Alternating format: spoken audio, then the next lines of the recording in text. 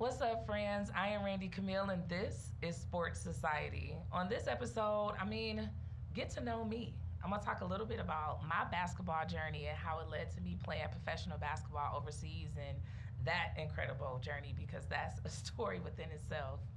So, where do we start? Well, my dad played professionally shortly. As long as I've known, he coached. Always ran basketball camps, Isaiah Thomas camp, Allen Houston camp, Detroit Police Athletic League camps, and I had no interest in playing basketball. But one thing was for sure, I had the most energy. So my mom always sent me with my dad. You go with him. You don't have to play, but please go to the gym and run out that energy.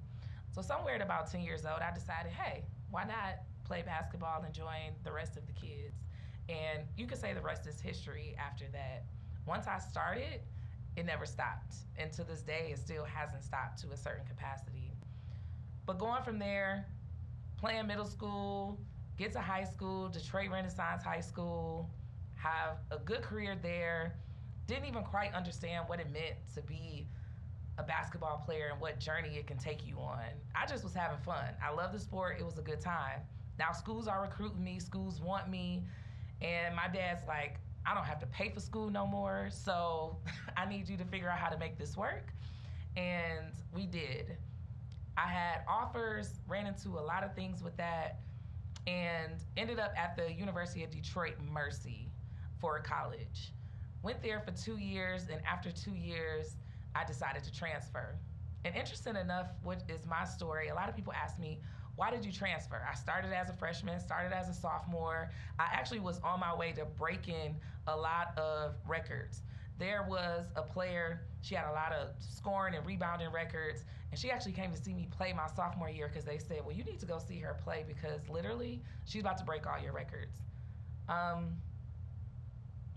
my sophomore year, we got to the conference championship, the Horizon League Conference Championship, and we lost. And I was losing all my seniors. I was losing my favorite point guard, Michelle James, and other seniors that really helped us. And I was so animate about making us better. How can we get better? Let's go practice more. Let's do more. And my team was with it. And the coach at the time, which will remain nameless, she said, why are y'all doing extra? And I was so confused. I said, why wouldn't we do extra? Because they need to get better. And she really had a problem with me rallying my team together. Now, of course, I can't make nobody do nothing, but the strength and conditioning coach, Jim Kelbasso at the time, he said, listen, if y'all want to come lift and run, come lift and run. Y'all want to go hoop? It was the guy who ran the gym. His name was Lucius. He said, I'll leave the gym open for y'all to hoop. This is whatever. And anyway, her and I got into it about that. She was very upset. Nobody understood why, because we were doing it on our own accord. And I said, you know what? I'm not going to play this game with you. I want to transfer. And I wasn't sure if I was going to transfer, but I remember vividly I went to my best friend's house, Lutasha, and I sat with her dad, Luther Bradley, who is an ex-NFL player. And I'm sitting at his kitchen table, and I'm crying, and I was like, I'm going to transfer, and my parents are going to be mad at me, and everybody's going to be mad. I'm going to let them down. And he was like, oh, you'll be fine. He said, trust me, your parents are your parents. They're not going nowhere. And really, you probably shouldn't have went there anyway. So what's his actual words? So I said, okay, maybe you're right. He said, it's not going to be bad. Do what you got to do. Decided to transfer. And funny enough, the coach didn't want to release me. At the time, it's not how it is now. You can say, I'm transferring because I'm bored and play right away. And it's no issue, no concern, nothing. You can transfer within conference now. When I transferred, if you transfer within conference, you have to sit out 2 years. You transfer out of your conference, you have to sit out a year. You can still practice with the team, but no playing basketball. Decided to leave. She didn't want to give me that. And me and my father are more of the calm-spirited ones in the household. And then my mom finally got fed up. She was like, enough is enough. I'm going up here to go see this lady. She gonna release you. I don't have time to play. And ultimately, we'll just say Carmen got it done. So I was able to get my release, and I was actually at open gym playing with some friends, and one of my friends, Infinity, she said, hey, you should come out to UNLV with us. because we need another post player. We got a solid one, but you over there with us will be sweet. Infinity had just transferred from University of Michigan, and she set out her year, so now she was going to play. I said, I don't know, Infinity, I'm not going to Vegas. Vegas on the other side of the country. Like right now, I'm 5 minutes from my parents' house. And she goes, you'll be fine. Don't worry about it. So we started talking to her coach, and it was between UNLV and Old Dominion. And I got off of Old Dominion because a lot of my credits wouldn't transfer over. So it really messed me up grade-wise as far as where I was with my education. And so UNLV it was. And went out there, had a visit. Funny enough, we were flying into Vegas. If you've ever been to Vegas, literally the airport is at the Strip. And we were flying in, and my dad looks out the window, and he goes, yeah, you shouldn't go there. And I said, we haven't even gotten on campus. What do you mean I shouldn't go here? He said, I don't know. He saw those bright lights and was just, I don't think Vegas is for you. Anyway, we get to campus. Campus is amazing. Coaching staff is amazing. And here we are. I'm now a rebel. Get to UNLV and had to sit out a year. That was really tough for me because I give my all when I practice, give my all when I play, and have to actually sit on the bench during game time was agonizing. But we got through it, whatever. Now it's my time to shine.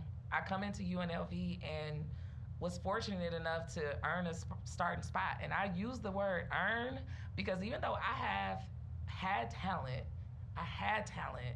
it didn't matter. When I got on the court, I worked my ass off. And it didn't matter how good anybody thought I was, you weren't gonna outwork me. You could try, you could talk about me, you could say whatever, but guess who you weren't gonna outwork? This one right here. Started at UNLV, first year playing, was the newcomer of the year, first team All Mountain West Conference, was an All-American honorable mention. It was just a phenomenal year. Led my team in scoring and rebounding, had a great coaching staff.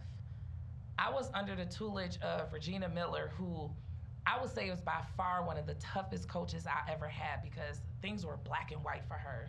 It was basketball, school, family, probably in that order, if you ask me, and no in between.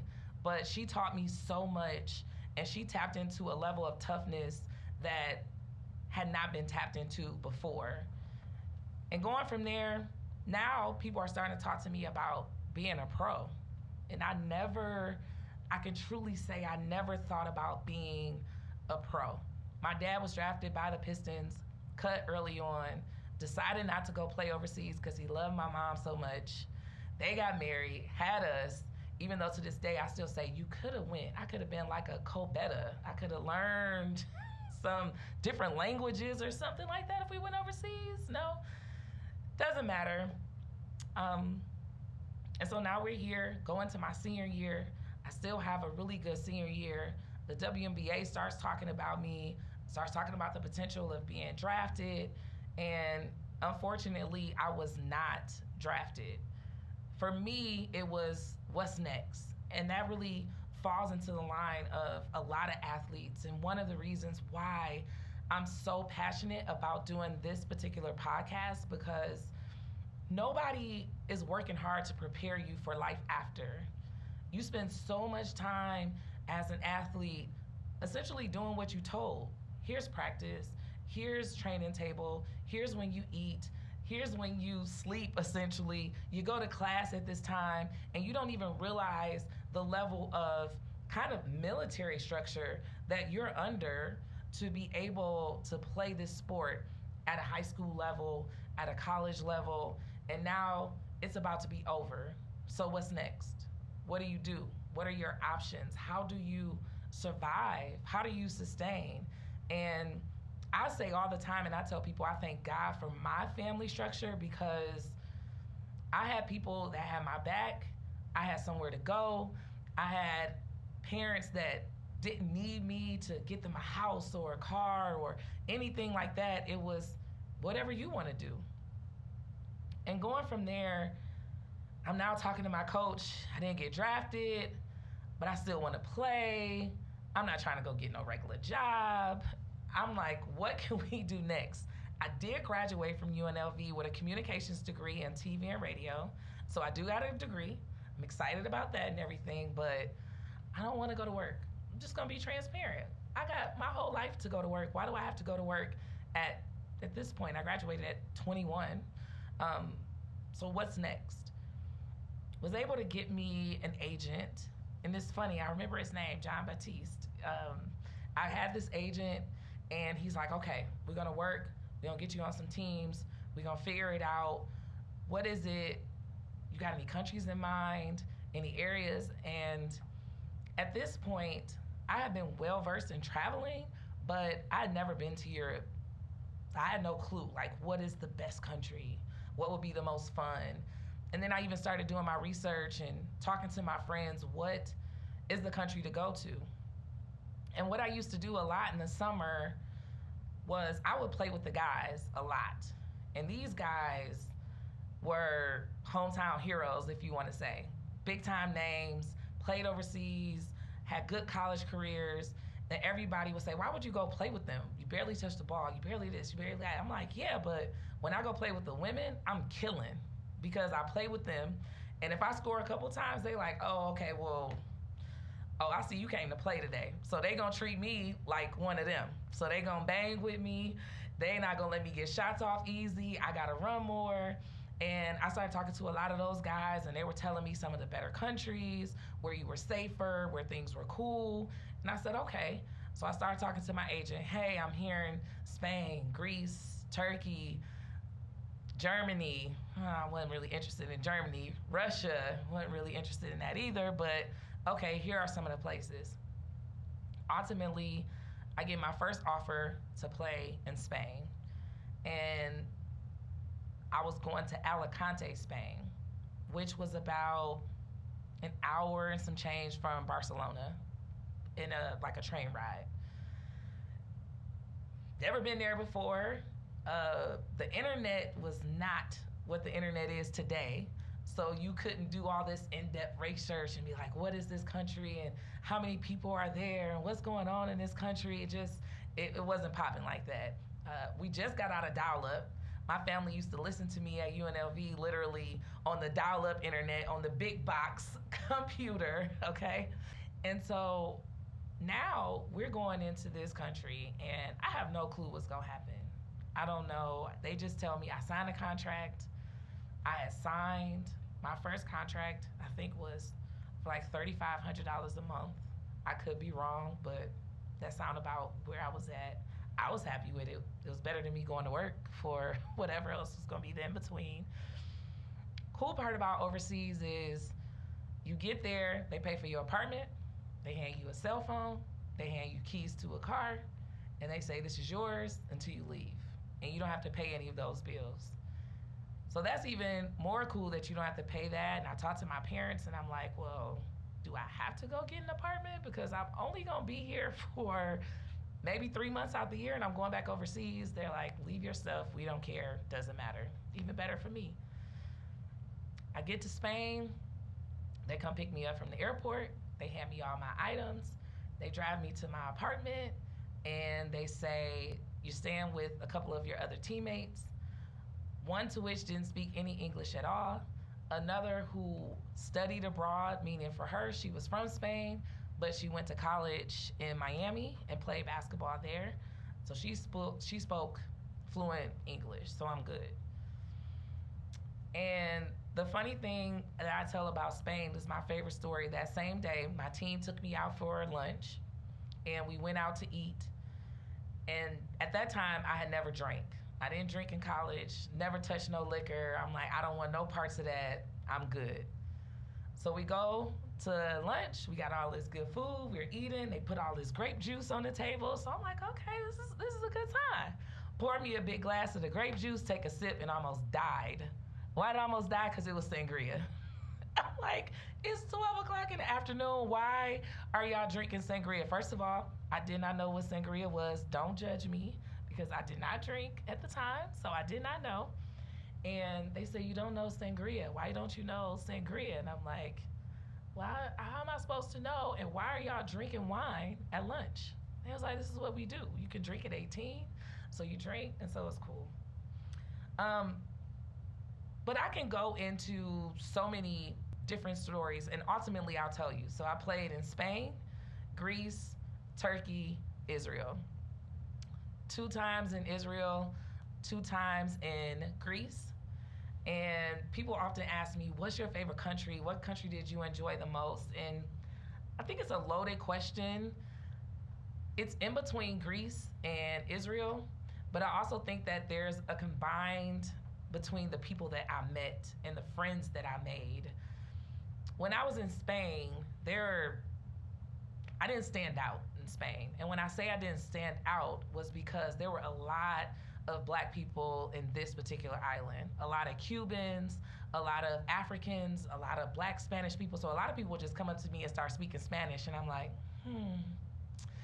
yeah, I'm an Americano, so.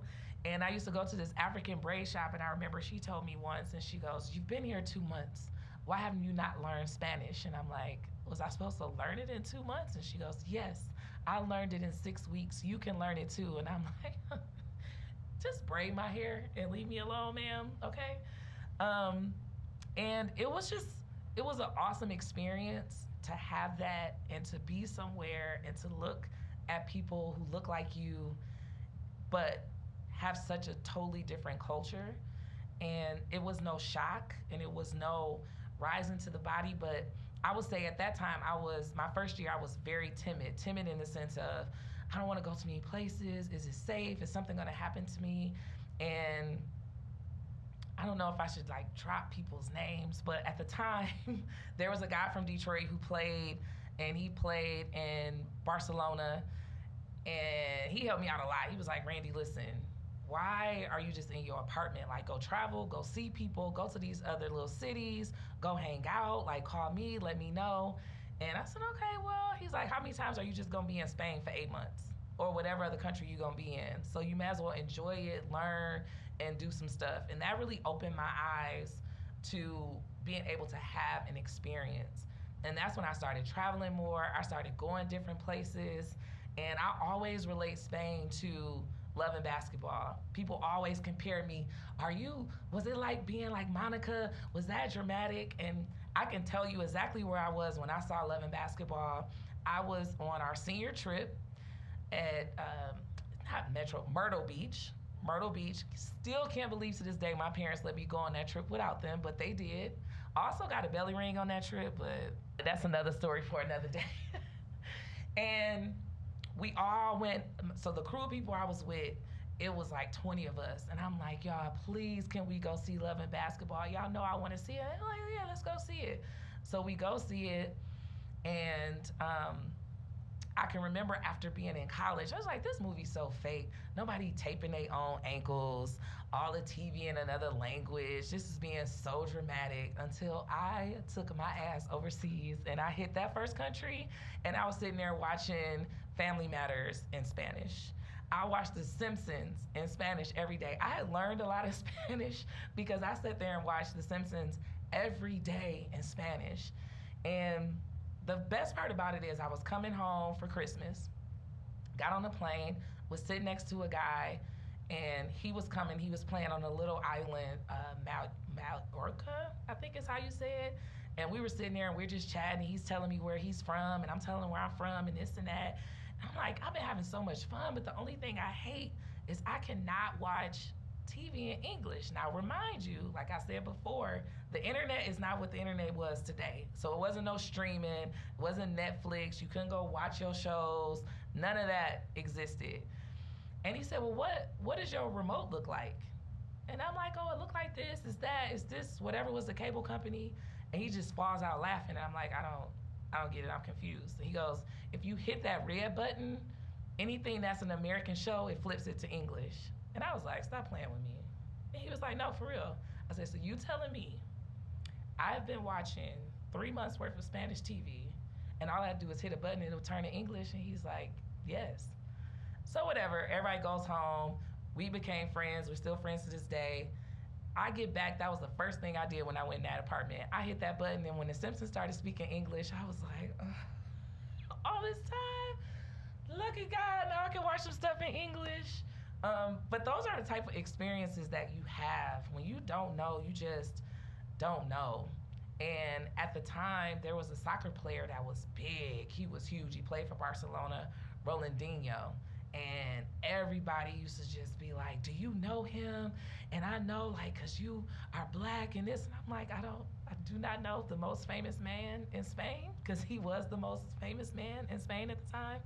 But it's just those different type of experiences that you have. And I can go on and on and on about the friends I made, the games we played, going to my first football match. And I'm not talking about American football. I'm talking about football overseas, which we call soccer. You have never seen anything in your life until you attend a football game, and especially of two good teams. They were throwing fire bombs, they cheering. I barely knew what was going on there. And so that's why I just want to bring so much to this podcast about just those experiences. And I will share my worst experience as well. Not today, but one day I will share that, and how I would never go back to that country because it was just not for me, but why I even stayed at the time. But it's just so much that you can learn. That's now why I encourage kids, hey, go away to school.